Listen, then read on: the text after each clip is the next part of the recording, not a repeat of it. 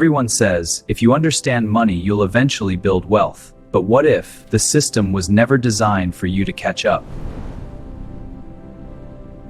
Financial literacy is often presented as the solution to inequality, as if understanding money automatically leads to better outcomes.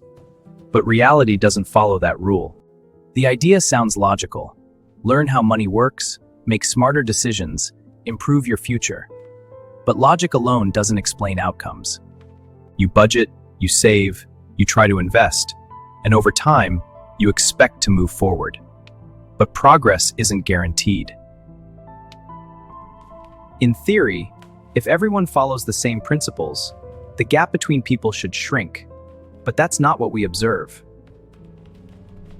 Because even when people do similar things, their results don't align. Some move ahead, others stay behind. And these differences don't disappear over time. They expand across years, and even across generations. So the issue is not just what people know, it's the conditions they operate within. And those conditions are not equal. There are underlying structures shaping outcomes, structures that determine access, timing, and opportunity, and they exist beyond individual control. These structures define what is possible before any decision is even made, and not everyone faces the same set of options. So even when individuals act rationally, making careful and informed choices, their results can still diverge. Because the system does not respond equally to identical behavior, and that creates uneven outcomes. To understand this, we have to look beyond behavior and examine how wealth is actually created.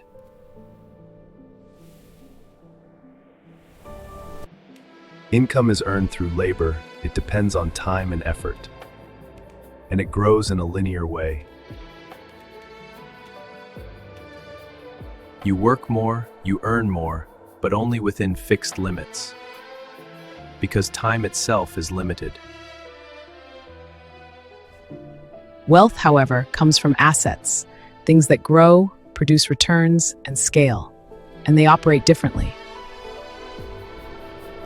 Assets don't just increase, they multiply over time, and that creates exponential growth.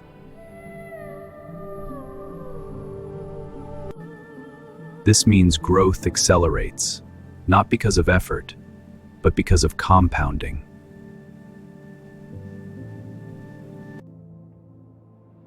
But most financial education focuses on income, how to manage it, save it, control it, not how to own growth. Because wealth is not built by managing income, it is built by owning assets, and ownership changes everything. Those who own assets benefit automatically as the system expands over time, even without additional effort. Those without assets rely on income, which grows slowly and often struggles to keep up. So over time, a gap forms, not because of discipline, but because of structure. And once that gap begins, it tends to widen because the system reinforces it.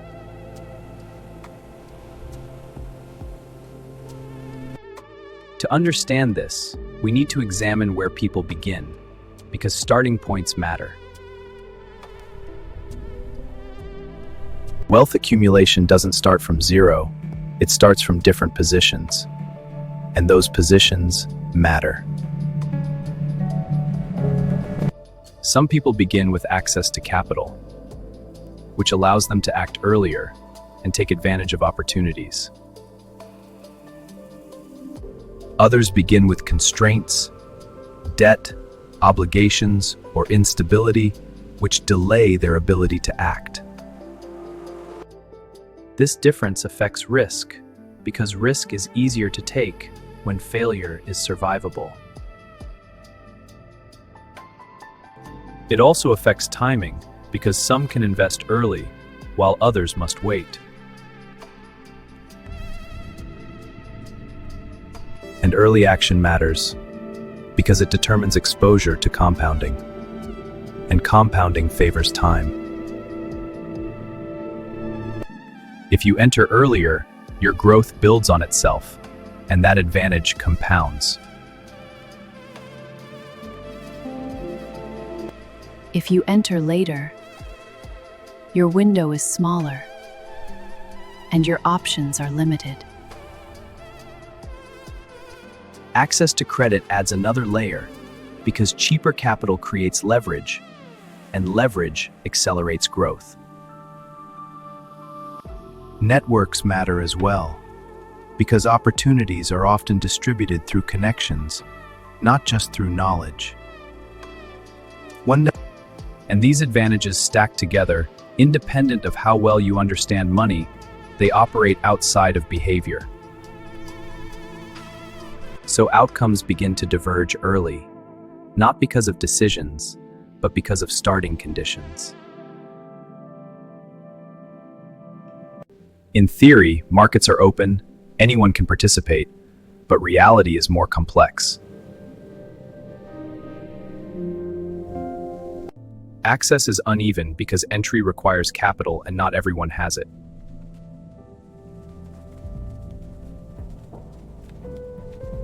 At the same time, asset prices rise, often faster than income, and that creates distance. So over time, entry becomes harder because opportunity moves further away and the gap keeps expanding. Capital requirements act as barriers. They define who can enter and who remains outside. Credit systems reinforce this because better terms are given to those who already have assets, not those trying to acquire them. So those inside the market benefit from appreciation as assets continues to grow.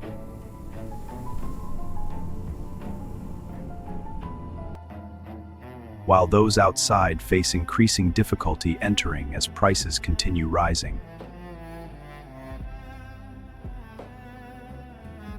This creates a feedback loop where advantage leads to more advantage and exclusion leads to more exclusion. Ownership generates more ownership because returns create new opportunities, and those opportunities compound. While lack of access limits growth and reinforces the same constraints over and over again. This system accelerates itself without requiring different decisions because structure drives outcomes. So even when people behave similarly, they don't experience the same results because they're in different positions. And even with the same knowledge, they don't have the same access, and access determines outcomes. The system defines participation, and participation defines results. And this process is not random.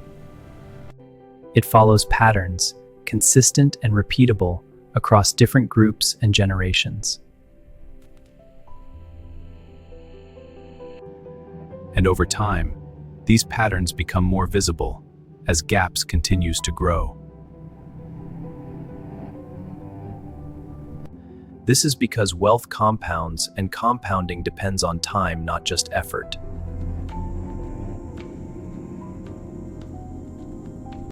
The earlier you start, the more time works in your favor, and the faster growth accelerates.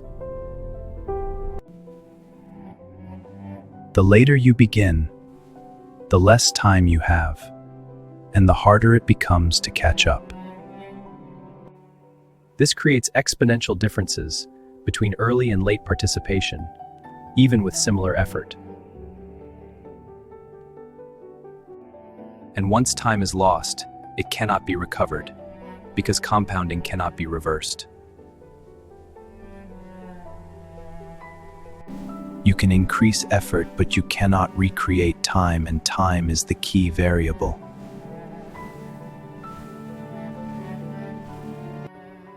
So the gap becomes permanent not because of ability, but because of timing.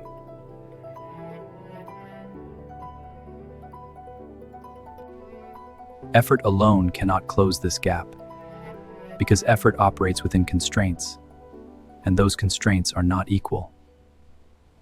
Meanwhile, assets continue growing, even without constant effort, and that creates passive advantage. Wealth is not only created, it is also transferred from one generation to the next.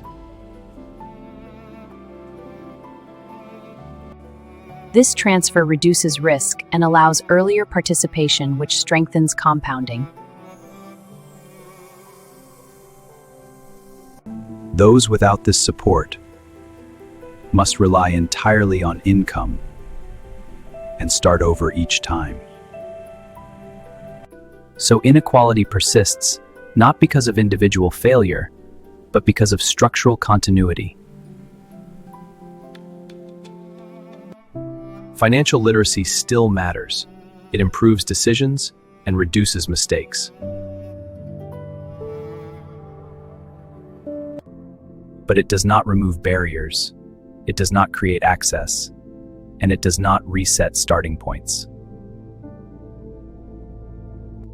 It does not change timing, and it does not grant ownership where none exists. So the system remains intact, regardless of individual understanding, and outcomes follow structure. Understanding money changes your behavior, but behavior alone cannot override structure, and that is the limitation. And once you see it, you realize the rules were never neutral, and you can't unsee that. Understanding money changes your behavior, but behavior alone cannot override structure. And once you see it, you realize the rules were never neutral, and you can't unsee that.